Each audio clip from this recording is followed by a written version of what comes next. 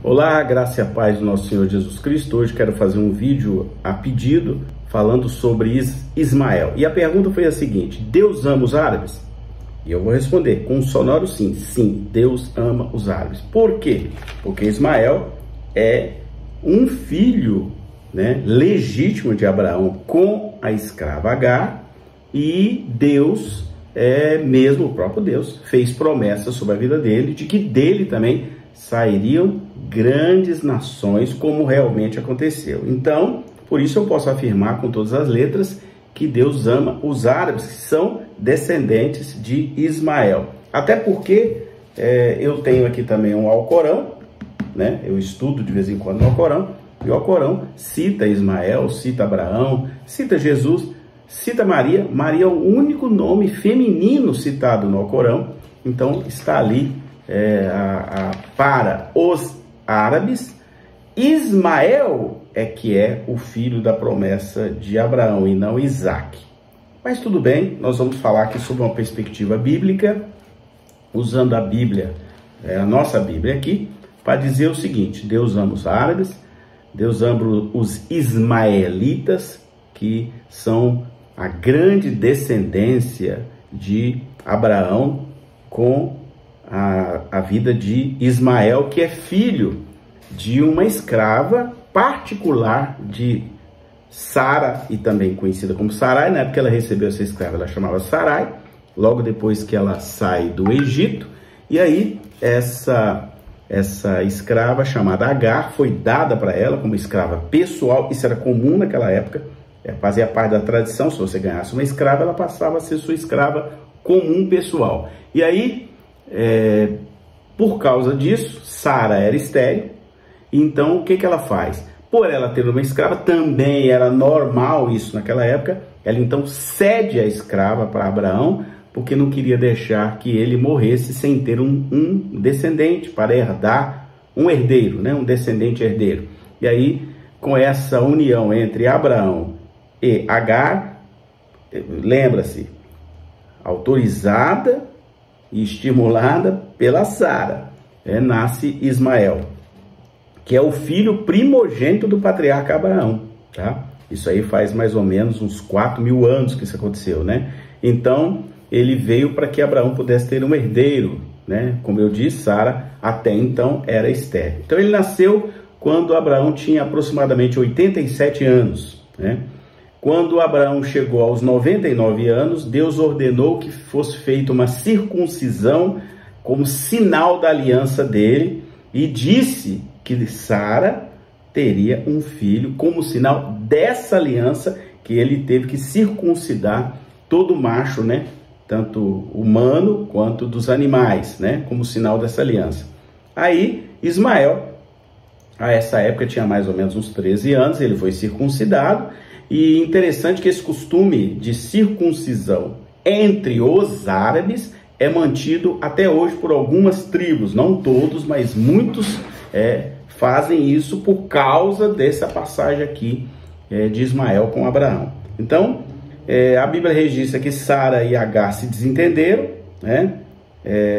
até porque é bom citar que a escrava não poderia se desentender com a sua patroa, com a sua dona, mas acabou que aconteceu, ela desprezou a Sara, e aí uma vez ela fugiu, isso está na Bíblia, ela fugiu, e o anjo do Senhor visitou Agar e disse que havia uma promessa de Deus sobre a vida de Ismael. Isso está na Bíblia. Então é muito importante entender que está na Bíblia, quando ele diz, olha aqui: ele será entre os homens como um jumento selvagem, a sua mão será contra todos, a mão de todos contra ele, e habitará a fronteira a todos os seus irmãos. Então já tem uma profecia que eles iriam viver fronteiriçamente, como até os países árabes são fronteiriços com Israel, e aí a Bíblia diz lá em Gênesis capítulo 16, verso 13, porque a Bíblia está aqui desse ladinho aqui. Então ela invocou o nome do Senhor, que ele falava: tu és Deus que vê, pois disse a ela: não olhei eu neste lugar para aquele que me vê. Por isso aquele poço chama-se Ber-Lahai-Roi, que está entre Cádiz e Bared. Aí, logo depois, a Bíblia registra o nascimento de Ismael. Agar deu à luz a um filho, Abraão, e Abraão a seu filho, que ele dera a Agar, chamou-lhe Ismael. Era Abraão de 86 anos quando Agar lhe deu à luz a Ismael. Ok, então tá tudo registradinho na Bíblia. É aí exatamente nesse tempo também que Abrão muda o nome dele também. Deus muda o nome dele para Abraão, conforme está na Bíblia, né? E ensina ele a praticar, institui, né, a circuncisão entre os povos, principalmente o povo judeu segue essa linha até hoje. E como eu disse anteriormente, algumas tribos árabes também. E aí Deus muda o nome de Sarai para Sara, né? E aí acontece a circuncisão, essa nova aliança, aí que Ismael também é circuncidado. Estou com a Bíblia aqui na frente. Aí depois o Senhor e 2 anjos aparece a Abraão, anuncia que vai destruir Sodoma e Gomorra, mas que vai dar um filho para ele, né? E Sodoma e Gomorra acabou sendo destruído. Depois Abraão sai daquele lugar, vai para a região de Gerar e permanece por ali. Aí acontece o quê?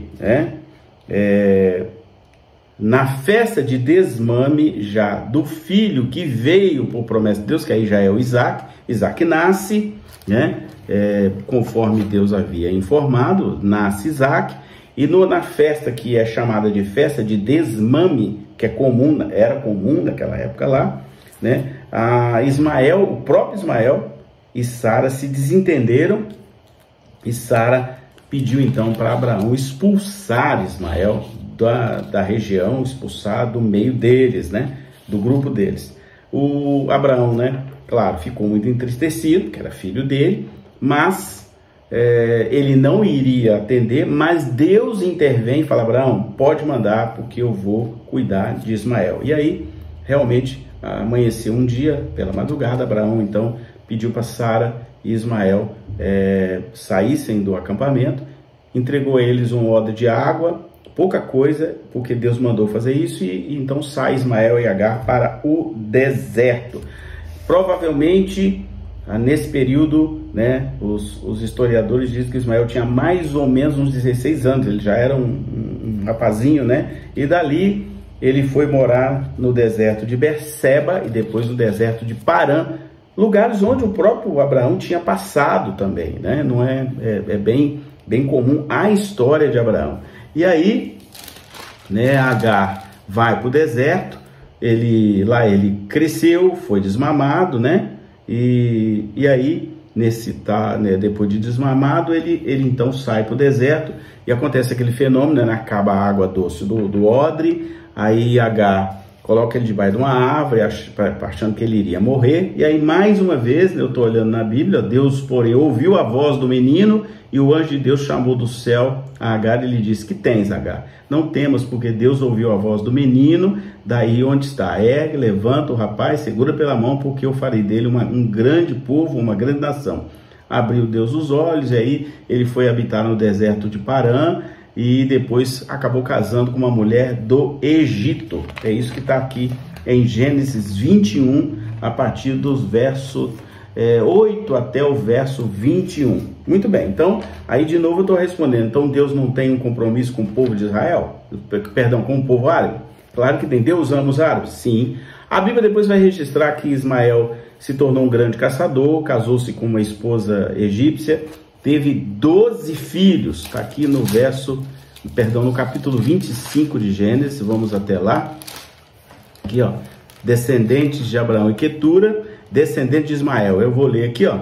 São essas as gerações de Ismael, filho de Abraão, com a que Agar, egípcia, serva de Sara, deu à luz. E estes, os filhos de Ismael, pelos seus nomes, segundo o seu nascimento. O primogênito de Ismael foi Nebaiote, depois Quedar, Abidiel, Mibsão, Misma, Dumá, Massá, Haddad, Tema, Getur, Nafis e Quedemá. São esses os filhos de Israel, e esses os seus nomes, pelas suas vilas, pelos seus acampamentos, 12 príncipes dos seus povos. Ó, Deus avisou que ele faria nações. Então, só aqui são 12 príncipes de povos. Então, são 12 acampamentos, 12 líderes, né? Bem parecido com as 12 tribos de Israel. Só para a gente lembrar a palavra 12 aí.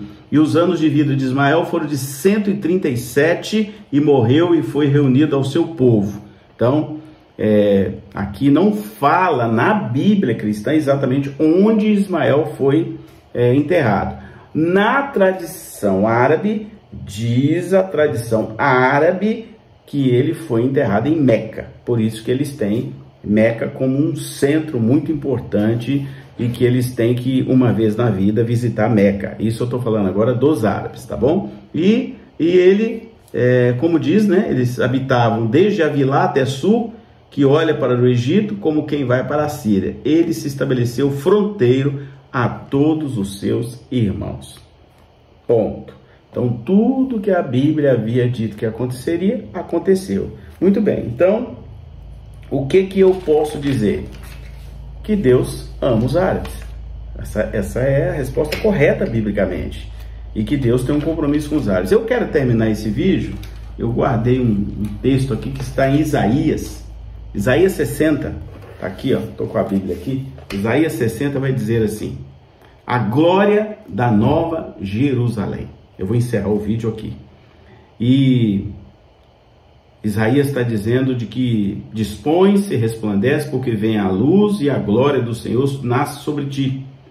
E aí, lá no verso 7, que é o que nos interessa para esse vídeo, está escrito assim: todas as ovelhas de Quedar se reunirão junto de ti, servir-te-ão os carneiros de Nebaiote, presta atenção, para o meu agrado subirão ao meu altar, e eu tornarei mais gloriosa a casa da minha glória.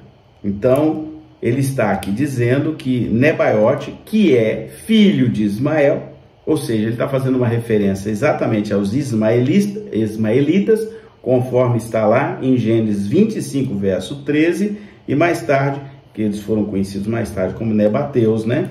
E sua capital ficava em Petra, ali a mais ou menos 80 quilômetros ao sul do Mar Morto. Então, Nebaiote, descendente, filho de Ismael, e aqui na profecia que Isaías coloca na Bíblia, que está inclusive na Bíblia judaica, né, que é a Torá e a Bíblia judaica, está dizendo que até mesmo as ovelhas que são da descendência de Ismael serão reunidas. Então é o seguinte, o que eu quero dizer é que o povo de Israel é um povo sacerdotal, um povo escolhido para Deus, para anunciar Deus aos povos. Então eu tenho certeza que apesar de toda a rixa, toda a dificuldade, todas as lutas que tem entre Israel e árabes, né, no final a gente vai ter uma bela surpresa, porque realmente Deus está com os árabes. Deus, e que eles possam conhecer Jesus, que eles citam aqui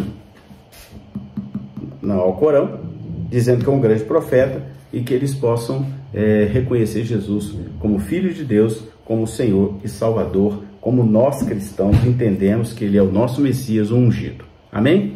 Que Deus abençoe pelo poder do nome de Jesus.